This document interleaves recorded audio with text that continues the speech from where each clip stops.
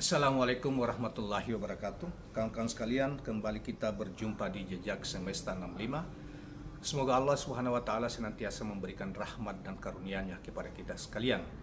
Saudara, sebagaimana yang kita ketahui bahwa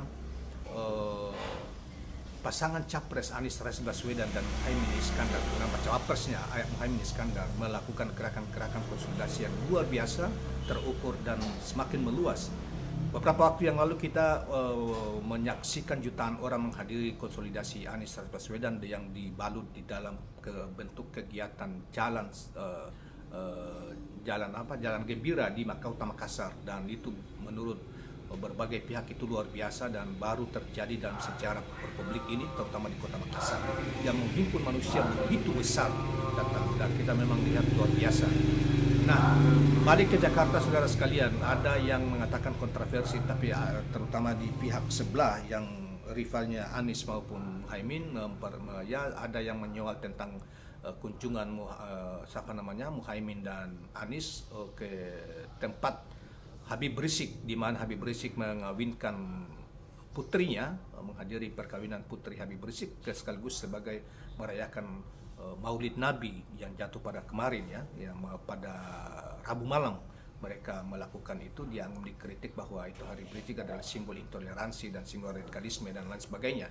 Tentu inilah sisa-sisa sampah dari Pilkada DKI yang lalu yang belum move on, dan terutama dari kalangan PDIP yang menganggap bahwa Habib Rizik adalah seorang tokoh yang radikal, padahal tidak seperti banyak tokoh PDIP, seperti banyak tokoh nasionalis juga berkunjung ke sana, tokoh-tokoh agama lain juga berkunjung ke sana, mengatakan tidak ada itu kesan seperti itu.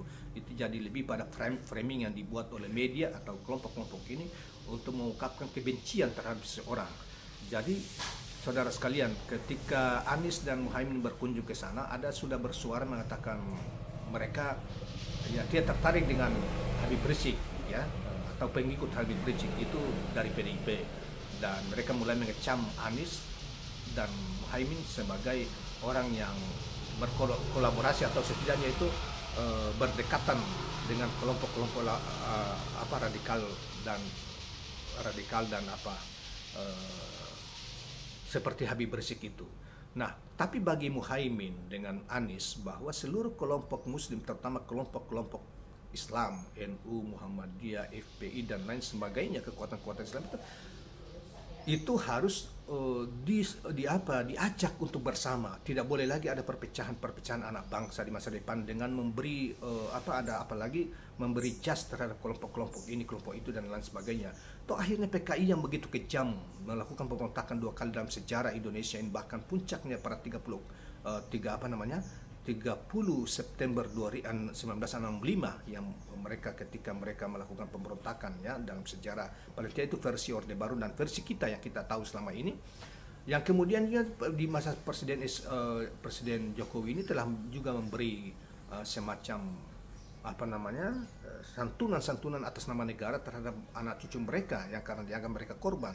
Ya, itu kemudian walaupun diprotes oleh banyak pihak bahwa yang korban sebetulnya bukan hanya PKI tetapi juga umat Islam dan lain sebagainya, mana kejahatan PKI begitu luar biasa diketahui ini. Tapi oleh mereka termasuk presiden kan tutup mata terhadap itu.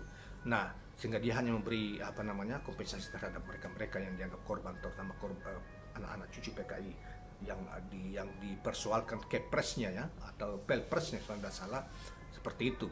Nah, itu pun kita tidak otak-atik lagi, karena itu sama dengan kita melanggengkan perpecahan, melanggengkan sesuatu yang sudah lama terjadi. Kita membuka diri untuk saling memaafkan. Apalagi FPI yang diduga tidak pernah berbuat apa, bahkan berbuat banyak hal dalam konteks kemanusiaan.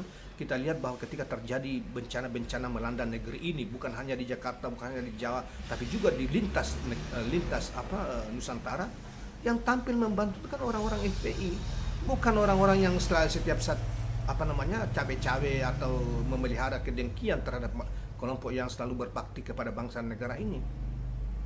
Taruhlah kelompok-kelompok merah yang ya PDIP lah ini ya. Mereka setidaknya mereka yang berafiliasi yang mengaku sebagai pengikut atau kader-kader PDIP. Itu sudah bicara tentang itu ya.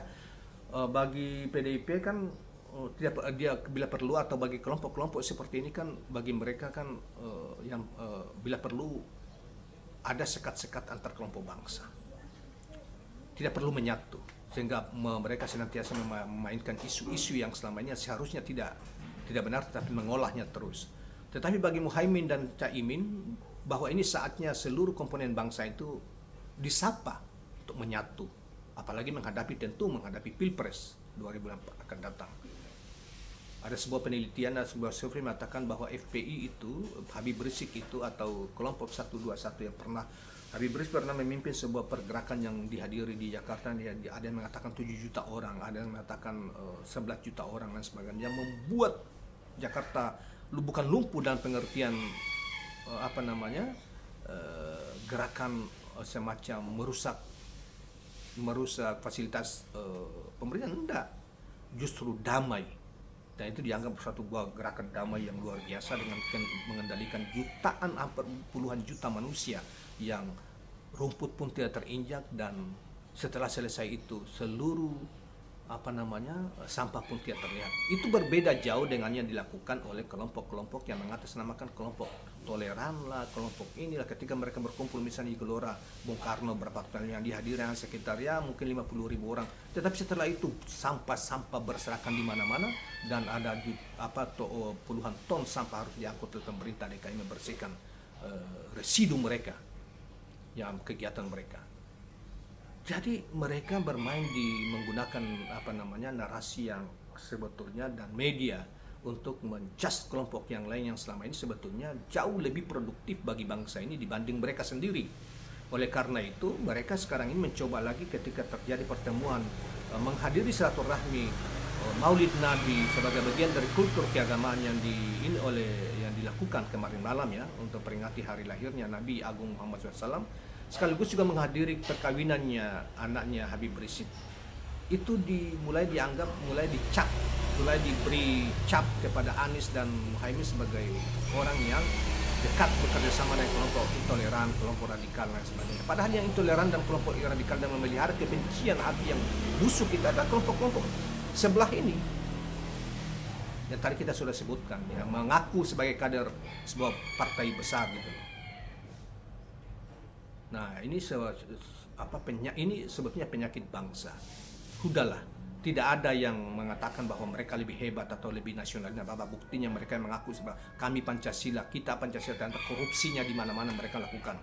Pencuri uang negara di mana-mana mereka lakukan. Bahkan mereka menjadi faktor mundurnya bangsa ini karena tidak produktifnya bangsa ini, karena selantiasa melempar narasi-narasi kebencian terhadap kelompok-kelompok dan selalu menjudge kelompok-kelompok lain sebagai kelompok yang intoleran, kelompok yang ini, padahal mereka tidak punya jejak partisipasi terhadap ketika bangsa ini menghadapi berbagai bencana atau kesulitan-kesulitan. Justru kelompok yang dicap ini ya seperti FPI ya, justru mereka dengan anggotanya di mana-mana membantu rakyat ketika rakyat kesulitan tanpa membeda-bedakan mau Kristen, mau Islam, mau Hindu, tanpa membeda-bedakan, mereka seluruhnya bantu terjunkan ketika bangsa ini menghadapi masalah-masalah. Dan itu sangat tergantung kepada pemimpinnya seperti Jokowi. Tapi sudahlah, kita anggap Jokowi sudah lewat, sudah selesai sebentar lagi, dan oleh karena itu kita menatap ke depan dan kita salut terhadap apa yang dilakukan oleh Pak Muhaimin maupun Pak Anies Baswedan sebagai capres dan cawapres, dan mencoba untuk menyatukan seluruh kelompok dan menghilangkan berbagai sekat-sekat dan sekat-sekat terhadap kelompok-kelompok satu dengan yang lain, sehingga bangsa ini ke depan maju bersatu tanpa ada saling hujat ya, saudara sekalian. Demikianlah kawan-kawan sekalian, jangan lupa subscribe, like, dan share channel ini. Assalamualaikum warahmatullahi wabarakatuh.